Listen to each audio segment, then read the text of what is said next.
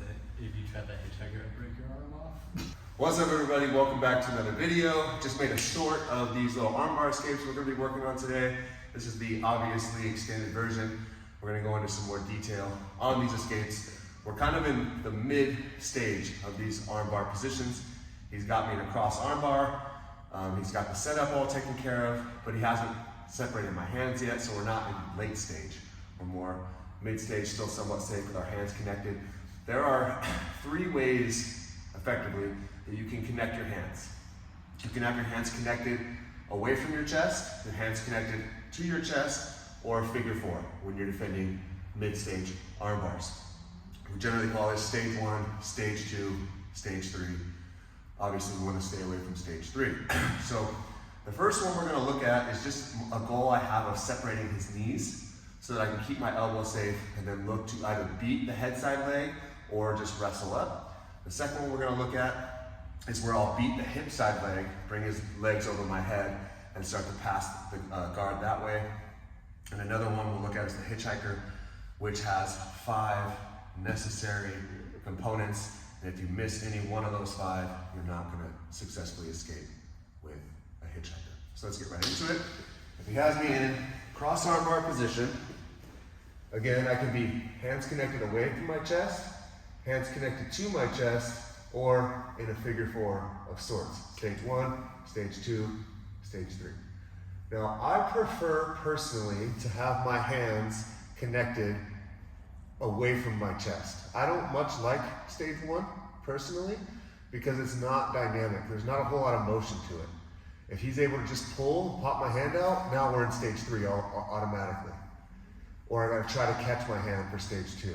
When I'm here in stage 2 or hands connected away from my chest, he starts pulling, there's like elasticity to the motion. I can kind of move around. I have more of a dynamic ability here.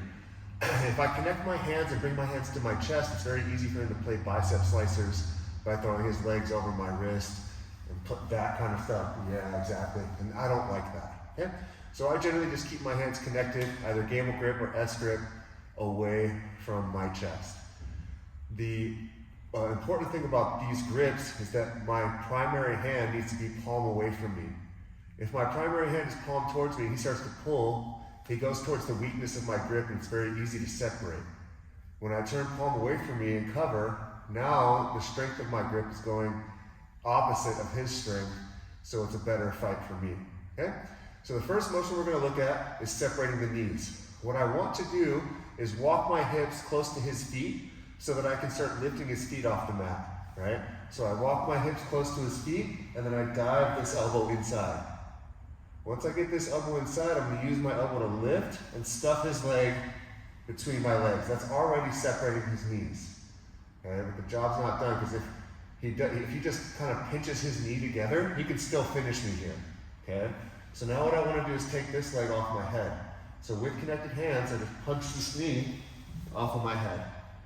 Once here, I don't need to worry about my hands being connected anymore. I usually grab this leg. If there's a gi or pants, I usually grab here, or I just pull it in so he can't throw it back over my head. My usual course of action is to bring my head heavy over his leg so that I can start coming on top or recovering my guard so that he can't throw his leg over. If I just stay here, he's going to throw his leg back over, and now I'm in a bad spot again. So I'm going to usually work myself over on top of the leg, throw your leg over my head, and now he can't. And then from here, I can start moving my hips away, turning into him, and recovering my position and escaping the overall armbar. I have a lot of success with this particular escape. I love it. Works really well for me if somebody can even get me into the armbar position, which is rare.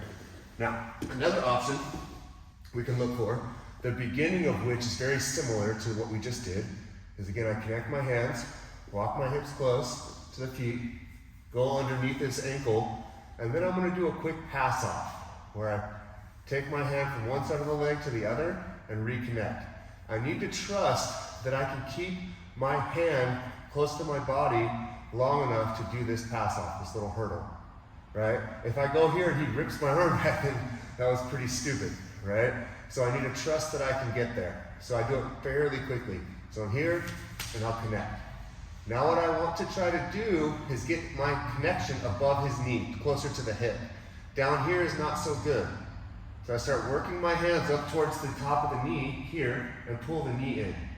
And now I'm going to start to roll onto the side of the primary arm. So I'm going onto my right side, so that's my right arm, and I shrug my shoulder, bringing his legs over my head here. It's actually very hard for him to keep his legs over my face, like hooking my head, because of this shrug that I'm playing, and I walk my hips close to his hips. Now our spines are parallel. If I stay here and he rips my arm back, he can still break me, right? He can still finish me there. I have to beat this knee now. So my thought goes to hand on the knee, using my legs to pendulum myself up, ripping my elbow out, and now I can wrestle and play from here for some sort of a dominant position, but at bare minimum, I'm out of the set, right? So that's another one that I really like. And lastly, we're gonna look at the hitchhiker. Again, the hitchhiker requires several components.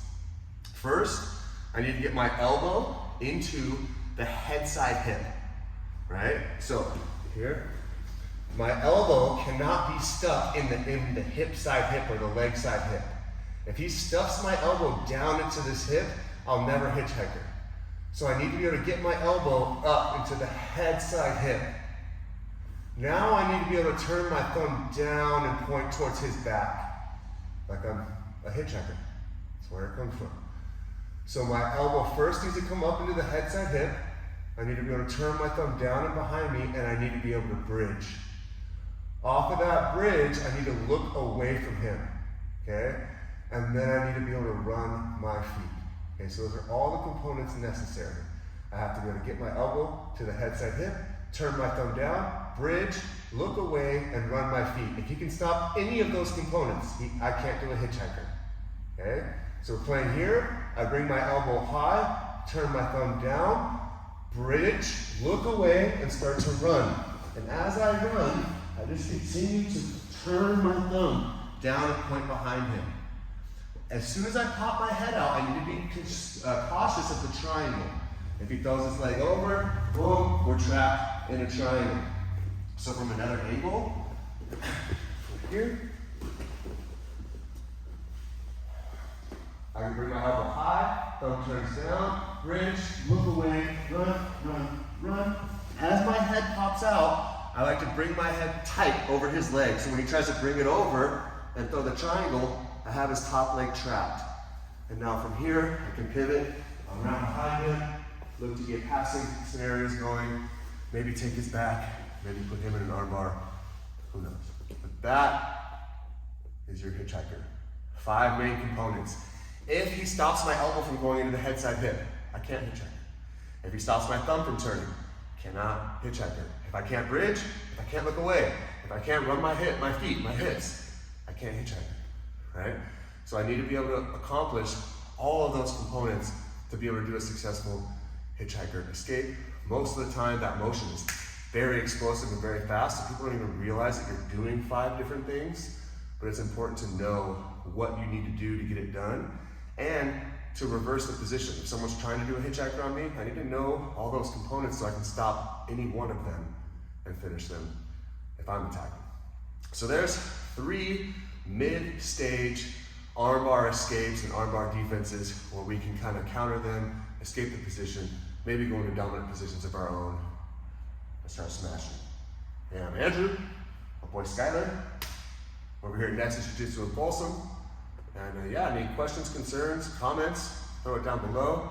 Like, subscribe, click that notification bell so you can see all the next videos that come out. And yeah, go train. Oh my God, it's crazy.